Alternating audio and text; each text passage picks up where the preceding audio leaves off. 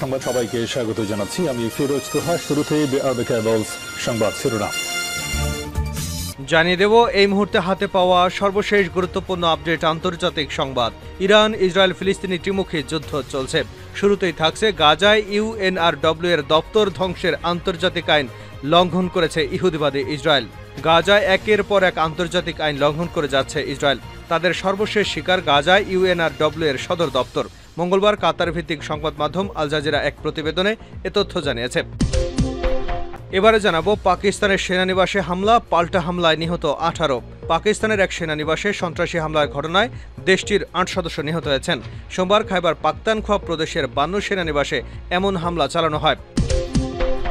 জানাবো শিগগিরই বেইজিংয়ে আবারও বৈঠকে বসতে যাচ্ছেন হামাস এবং ফাতা নেতৃবৃন্দ। ফিলিস্তিনের প্রধান দুটি সংগঠন ইসলামী প্রতিরোধ আন্দোলন হামাস এবং রাজনৈতিক দল ফাতার শীর্ষ নেতারা চলতি মাসে চীনের রাজধানী বেইজিংয়ে শান্তি আলোচনায় মিলিত হবেন বলে খবর পাওয়া গেছে। এদিকে গাজায় ধ্বংসস্তূপ পরিষ্কার করতে সময় লাগবে 15 বছর। টানা 9 মাসেরও বেশি সময় ধরে ফিলিস্তিনের গাজা ভূখণ্ডে অবিরাম হামলা চালিয়ে যাচ্ছে ইসরায়েল। এ হামলায় এখন পর্যন্ত নিহত হয়েছেন 38,000-এরও বেশি ফিলিস্তিনি।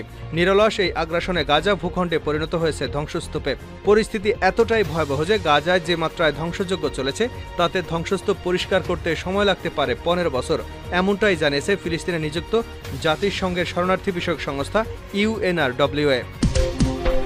এবং সর্বশেষ জানাবো ইরানের বিরুদ্ধে ইসরায়েলের হুমকি আত্মহত্যার শামিল।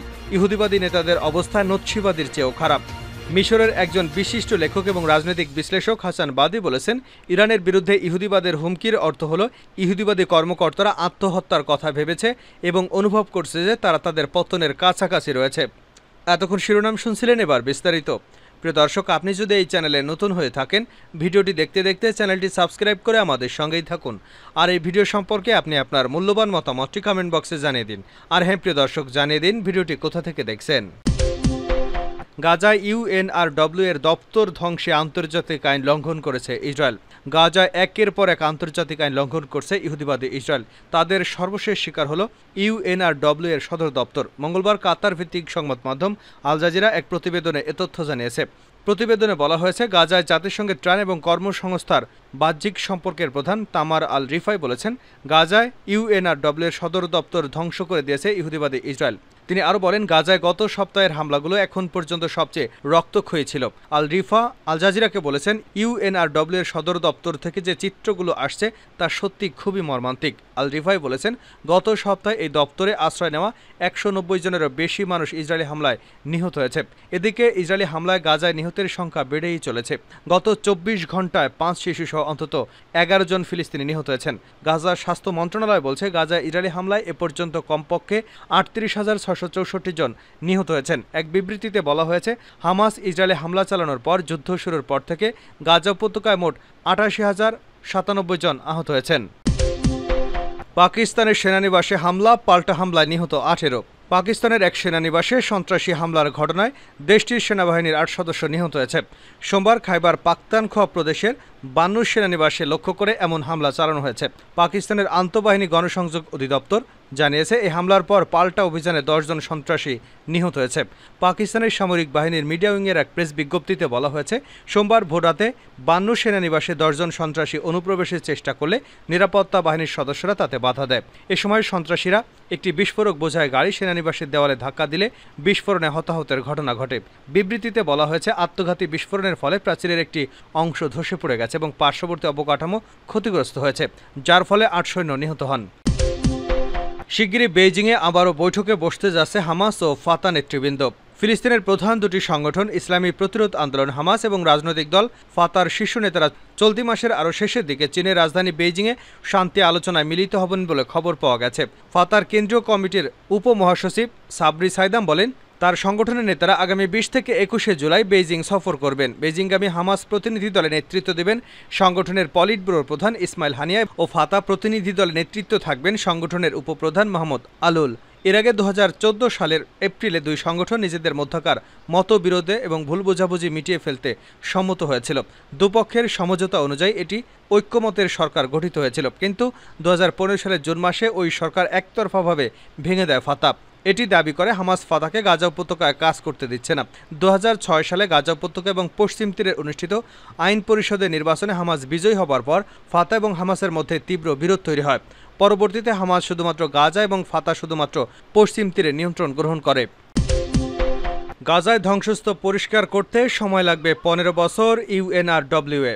টানা 9 মাসেরও বেশি সময় ধরে ফিলিস্তিনের গাজা ভূখণ্ডে অবিরাম হামলা চালিয়েছে ইসরায়েল। এই হামলায় এখন পর্যন্ত নিহত হয়েছে 38,000-এরও বেশি ফিলিস্তিনি। নিরলস এই আগ্রাসনে গাজা ভূখণ্ডে পরিণত হয়েছে ধ্বংসস্তূপে। পরিস্থিতি এতটাই ভয়াবহ যে গাজায় যে মাত্রায় ধ্বংসযজ্ঞ চলেছে তাতে ধ্বংসস্তূপ পরিষ্কার করতে সময় লাগতে পারে 15 বছর, এমনটি জানিয়েছে ফিলিস্তিনে নিযুক্ত জাতিসংঘের শরণার্থী বিষয়ক সংস্থা ইউএনআরডব্লিউএ। মঙ্গলবার এক প্রতিবেদনে এ তথ্য জানিয়েছে সংবাদ মাধ্যম আল জাজিরা। প্রতিবেদনে বলা হয়েছে, ইসরায়েলের আগ্রাসনের কারণে গাজা উপত্যকায় সৃষ্ট ধ্বংসস্তূপ পরিষ্কার করতে 15 বছর সময় লাগবে বলে United Nations Relief and Works Agency for Palestine Refugees জানিয়েছে। জাতিসংঘের পরিবেশ কর্মসূচির একটি মূল্যায়নের বরাদ দিয়ে সোমবার সংস্থাটি বলেছে, অবরুদ্ধ এই উপত্যকাটির পরিচ্ছন্নতার জন্য 40 মিলিয়ন টন ধ্বংসস্তূপ অপসারণের প্রয়োজন হবে। ইউএনআরডব্লিউ বলেছে, বিভিন্ন অবকাঠামোর এসব ধ্বংসবিশেষ ধ্বংসস্তূপ গাজা উপত্যকার মানুষের জন্য মারাত্মক হুমকির সৃষ্টি করেছে, কারণ এতে অবিস্ফোরিত বহু বোমা এবং ক্ষতিকারক বিভিন্ন পদার্থ থাকতে পারে। সংস্থাটি বলছে, ধ্বংসস্তূপ অপসারণের জন্য 100টিরও বেশি ট্রাকের প্রয়োজন হবে এবং 500 মিলিয়ন মার্কিন ডলারের বেশি খরচ হবে। অন্যদিকে ইউএনইপি বলছে, গাজায় কিছু ধ্বংসবিশেষ অ্যাসবেস্টস দ্বারা দূষিত বিষাক্ত এই খনিজ ক্যান্সার সহ ফুসফুসে রোগ সৃষ্টি করে। সংস্থাটি আরও বলেছে, গাজার ভবনগুলো ধ্বংসাবশেষের নিচে বিপুল সংখ্যক মানুষের দেহাবশেষ চাপা পড়ে আছে। এর আগে গাজায় 2014 সালে ইসরায়েল হামাস যুদ্ধের পর ভূখণ্ডটি থেকে প্রায় 24 লাখ টন ধ্বংসাবশেষ সরানো হয়েছিল। ইউএনইপি মনে করছে, এবার গাজা উপত্যকায় সৃষ্ট ধ্বংসাবশেষের পরিমাণ 2008 সাল থেকে গাজার অন্যান্য সংঘাতের জেরে উৎপন্ন সমস্ত ধ্বংসাবশেষের সম্মিলিত যোগফলের চেয়ে 13 গুণ বেশি। টানা 9 মাসেরও বেশি সময় ধরে চলা ইসরায়েলের নিরলস আগ্রাসনের খাদ্য, বিশুদ্ধ পানি এবং ঔষধের সংকট গাজা ভূখণ্ডের বিস্তীর্ণ অংশ ধ্বংসস্তূপে পরিণত হয়ে গেছে। গত মাসে সামরিক কর্মকর্তাদের উদ্ধৃতি দিয়ে ইসরায়েলের আর্মি রেডিও বলেছিল, গত বছরের 7 অক্টোবর থেকে ইসরায়েলি যুদ্ধবিমান গাজায় প্রায় 50,000 বোমা ফেলেছে। এর মধ্যে 2000 থেকে 3000 বোমা বিস্ফোরিত হয়নি। এছাড়া গত মে মাসে ইউএন ডেভেলপমেন্ট প্রোগ্রাম জানিয়েছিল, গাজায় বাড়িঘর পুনর্নির্মাণে 2040 সাল নাগাদ পর্যন্ত সময় লাগতে পারে। ইহুদিবাদী নেতাদের অবস্থা নৎসীদের চেয়েও খারাপ। ইরানের বিরুদ্ধে ইসরায়েলের হুমকি আত্মহত্যার শামিল। ইহুদিবাদী নেতাদের অবস্থা নৎসীদের চেয়েও খারাপ। মিশরের একজন বিশিষ্ট লেখক এবং রাজনীতিবিদ বিশ্লেষক হাসান বাদি লিখেছেন, ইরানের বিরুদ্ধে ইহুদিবাদের হুমকির অর্থ হল ইহুদিবাদী কর্মকর্তারা আত্মহত্যার কথা ভেবেছেন এবং অনুভব করছে যে তারা তাদের পতনের কাছাকাছি রয়েছে। ইরানের বিরুদ্ধে ইহুদিবাদী শাসক গোষ্ঠীর হুমকির সঠিক বিশ্লেষণ অত্যন্ত গুরুত্বপূর্ণ একটি বিষয়। পার্সটুডের মতে এই বিষয়ে হাসান বাদি ইসরায়েলের সাবেক যুদ্ধমন্ত্রী এবিগডল লিবারম্যানের মন্তব্যের প্রতিক্রিয়া জানিয়েছেন। তিনি বলেছেন, ইহুদিবাদী ইসরায়েলের সাবেক যুদ্ধমন্ত্রী ইরানের বিরুদ্ধে যে প্রতিক্রিয়া দেখিয়েছেন তা থেকে মনে হয় ইহুদিবাদীরা গভীর সংকটে রয়েছেন এবং আমেরিকা সহ ন্যাটোর সমর্থন সত্ত্বেও তারা পতনের দ্বারপ্রান্তে পৌঁছে গেছে। লিবারম্যান সম্প্রতি ইরানের উপর পারমাণবিক হামলার হুমকি দিয়েছে। তিনি আরও বলেন, ওই ক্ষেপণাস্ত্র হামলায় ইহুদিবাদী শত্রুর 2টি বিমান ঘাঁটি ধ্বংস হয়ে যাওয়ার ঘটনায় তেল আবিবকে একটি কঠিন শিক্ষা দেওয়া হয়েছে। ঘটনাটি হলো ইরান কিংবা প্রতিরোধ শক্তির আগুন নিয়ে খেলা করা না। ইহুদিবাদী ইসরায়েল এমন সময় ইরানকে হুমকি দিচ্ছে যখন ওই সরকারের মিডিয়াগুলোই ইসরায়েলি বাহিনীতে জনবলের অভাব এবং তাদের সেনাদের মনোমানসিকতার সমস্যার কথা স্বীকার করেছে। ইহুদিবাদী মিডিয়াগুলোই ইসরায়েলি সেনাবাহিনীর বিখ্যাত গোলানি ব্রিগেডের একজন সেনার উদ্ধৃতি দিয়ে জানিয়েছে, তাদের সেনারা ফলাফলশূন্য গাজা উপত্যকা এবং লেবাননের হিজবুল্লাহর সাথে উত্তর ফ্রন্টে অনিয়মিত যুদ্ধে ক্লান্ত হয়ে পড়েছে। তারা লেবাননের সাথে যুদ্ধ করতে প্রস্তুত নয়। যুদ্ধ চলতে থাকলে সামরিক বাহিনীতে প্রচণ্ড মানসিক বিপর্যয়ের আশঙ্কা রয়েছে। এর আগে সংবাদ মাধ্যমগুলো জানিয়েছিল, ইহুদিবাদী শাসক গোষ্ঠী সেনা সংগ্রহের জন্য ফেসবুক সহ সোশ্যাল মিডিয়ায় বিজ্ঞাপন দিতে শুরু করেছে। কারণ হলো, গাজা যুদ্ধে উপস্থিত অনেক সেনাই যুদ্ধ প্রক্রিয়া চালিয়ে যেতে অপারগতা প্রকাশ করেছে। এমনকি সেনাবাহিনীতে যোগদানের যোগ্য বহু ইহুদিবাদী যুদ্ধে যাবার ভয়ে পালিয়ে যাচ্ছে। এরকম হুমকি থাকা সত্ত্বেও ইহুদিবাদী শাসক গোষ্ঠী গণহত্যা চালিয়ে যাচ্ছে এবং গাজায় প্রতিরোধ শক্তির কমান্ডারদের হত্যার চেষ্টা চালিয়ে যেতে নতুন নতুন অপরাধ করেই যাচ্ছে।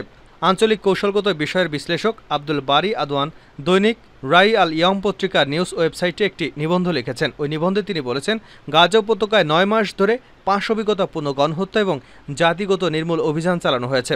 এরপরও ইহুদিবাদী ইসরায়েলের প্রধানমন্ত্রী বেনিয়ামিন নেতানিয়াহু এখনও যে কোনো উপায়ে ইয়াহিয়া সিনিয়রের মতো কাসাম ব্রিগেডের সামরিক শাখার অন্তত একজন কমান্ডারকে কিংবা তার উপদেষ্টাদের মধ্যে অন্তত একজনকে হলেও হত্যা করতে মরিয়া হয়ে উঠেছে। কিন্তু তার এই প্রচেষ্টা ব্যর্থ হয়েছে এবং নেতানিয়াহুর কপালে আরও লজ্জাজনক পরাজয় অপেক্ষা করছে।